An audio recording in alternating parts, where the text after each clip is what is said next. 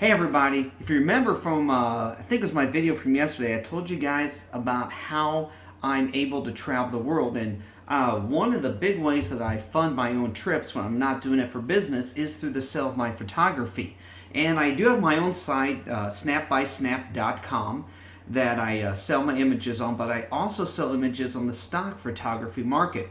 And I was getting ready to upload some of the images, and sorry. As you can hear, the dogs are here. Hey, Baxter, Baxter. We call him Mouth for a reason. So anyhow, I was getting ready to upload some of my images, and I realized I forgot to do a critical step when it comes to clearing up grain from the sea turtle images I took a few weeks ago in Hawaii. So what I thought I'd do is take you guys through the process of modifying them before I upload it here to one of my stock photography agencies.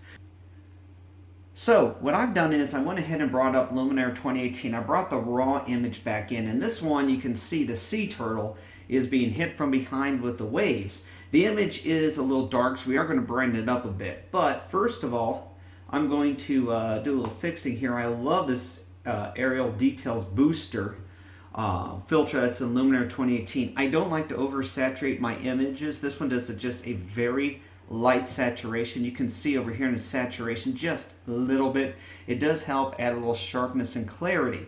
I do need to throw in a little bit of brightness on this one before we continue on. So we're going to go down here to the brightness, and let's brighten that up just a little bit. There we go. Okay, now here's where the magic's going to take place. The thing with this filter is that it does what I want except in the gradients. Now, I did a video a few weeks ago on fixing these gradients, and we're going to do relatively the same technique, but I have to take it a little further this time. So this is what we're going to fix here in the background. But the problem is down here when we get to the water rushing around the turtle, I do want to keep some of the details, but you can see it also suffers from the same grain problem that we have when you have gradients. So we're going to fix this in two different ways. So what I'm going to do next here is I'm going to take note of the brightness I made, which is 31, because I'm going to have to add this in a second. I'm going to create a new adjustment layer. And I've already got a preset here for denoising that I like. So I'm going to turn that on, but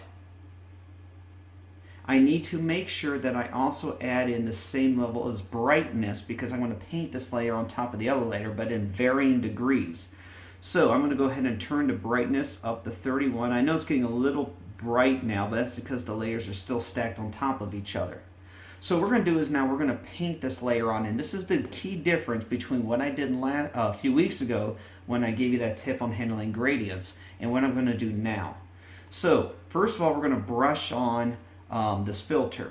So I'm going to put the opacity up to full 100%, and I'm going to arbitrarily choose a line where I'm going to do 100%. And here where the water is not foaming, this is where my arbitrary line is going to be, where I'm not going to paint any further. So I'm going to go ahead and start the 100% painting process. You can see I have two circles. The inner is at 100% and the feathers out.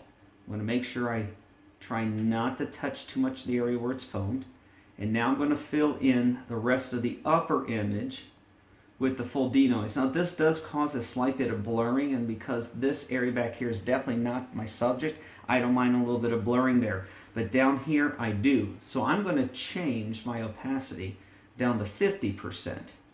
And I'm going to now paint in this area down here in which there's the rushing water. One thing I want to be careful of is that I'm not going to paint over the sea turtle, because the sand and the sea turtle, because of their textures, don't suffer from that noise problem that the other gradients will. Alright, looks like we're done, so I'm going to go ahead and click done, and let's zoom in an area along that line. Now on the top of my screen would be where we painted the 100%. On the bottom of the screen is where we painted more or less the 50%. Let's see what happens here. I'm going to turn off the filter, and you definitely can see the grain. I'm going to turn it on,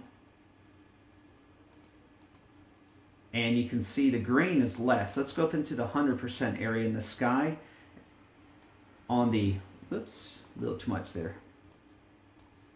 Let's turn off the filter. I can see green. I want to turn on the filter, and it's been cleared up.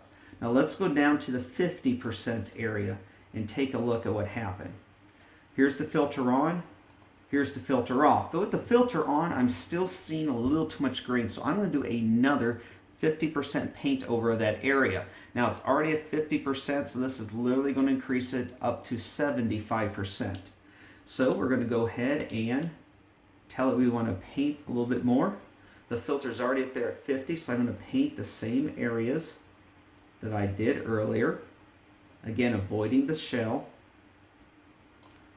And say I'm done. Now let's zoom in on that area again. And remember, I don't want to take away a lot of detail, but I want to try and make the grain a little bit smaller. Filter off. And filter back on. Looks like we have a nice smooth transition there. So remember, when you're uploading to the stock photography market, you really need to have technically great pictures. They don't like noise, but they also don't like over blurring. That's why I couldn't do this to the entire image. I had to be very selective in how I did this. So guys, I hope this helps you out making some great images. And definitely consider selling them too, because you never know, you can get a little bit of change from it. Take care, guys, and please like and subscribe to my channel. I do have a couple of neat trips coming up. I don't know if I'm going to get these uploaded before I head out to San Diego in about a week, but I can tell you I've got several international trips already scheduled on the books, and I'm spending a lot of my time on the road this year. So again, please like and subscribe, and remember, never stop exploring.